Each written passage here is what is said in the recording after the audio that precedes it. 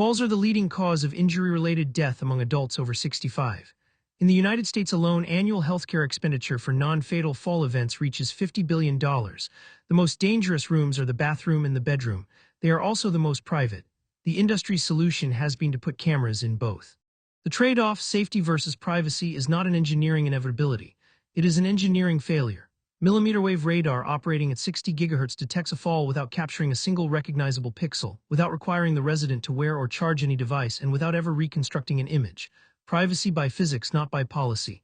The FMCW chirp equation encodes range without identity. That distinction is the entire paper.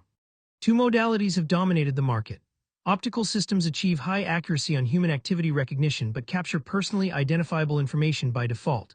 Even masked or low-resolution streams carry the psychological burden of surveillance.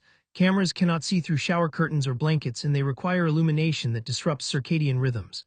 The lens itself, regardless of what it records, destroys the solitude essential for mental well-being. Wearable devices solve the lens problem but introduce the compliance gap.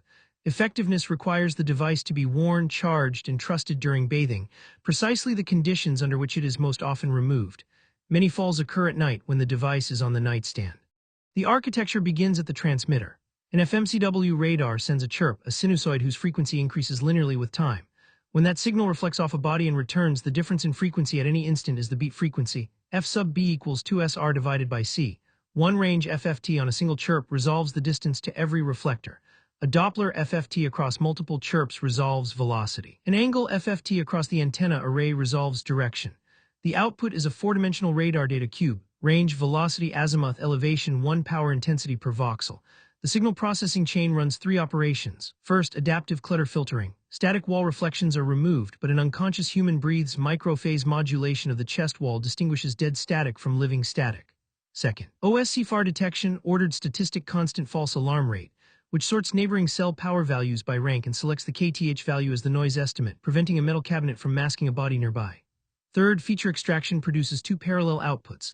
The micro-Doppler spectrogram, where a fall generates a broadband energy burst followed by 0 velocity, and the point cloud x, y, z velocity. And SNR tuples for each detected target.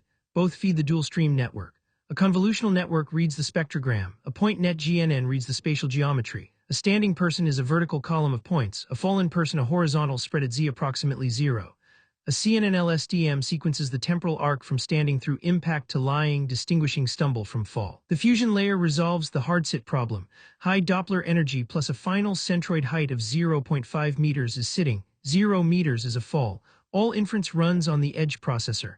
No image leaves the device. The performance advantage of this architecture over classical methods is documented.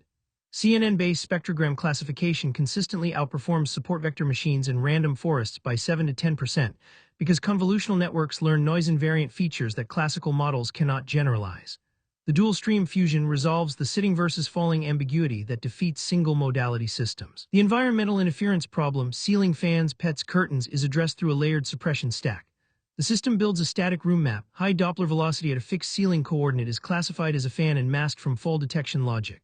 For pets, radar cross-section and bounding box aspect ratio distinguish a dog's horizontal volume from a human's vertical column.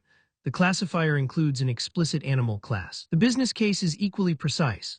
A single fall with injury costs a care facility between $30,000 and $60,000 in medical costs, liability, and increased care requirements.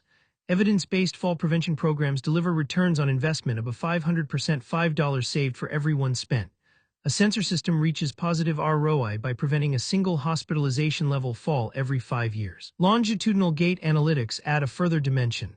A resident walking 20% slower this week is a candidate for intervention before an accident occurs. The question for any enterprise operator is not whether the physics works. The question is which architectural choice is defensible under audit. Camera surveillance places the burden of biometric risk on residents who have no alternative. The compliance gap in wearable telemetry places responsibility on individuals who cannot reliably manage it. Neither modality is passive. Wave radar with deep edge intelligence is the only modality physically incapable of capturing biometric identity while remaining computationally capable of distinguishing a fall from a sit. Safe, secure, private not as a marketing claim but as a consequence of the electromagnetic spectrum. That argument holds on first principles. Read the 16-page brief, 22 minutes. The paper details the complete signal chain, dual-stream architecture, CFAR methodologies, edge deployment on Texas Instruments hardware, and UL 1069 nurse call integration. The beat frequency equation is the paper's first principle.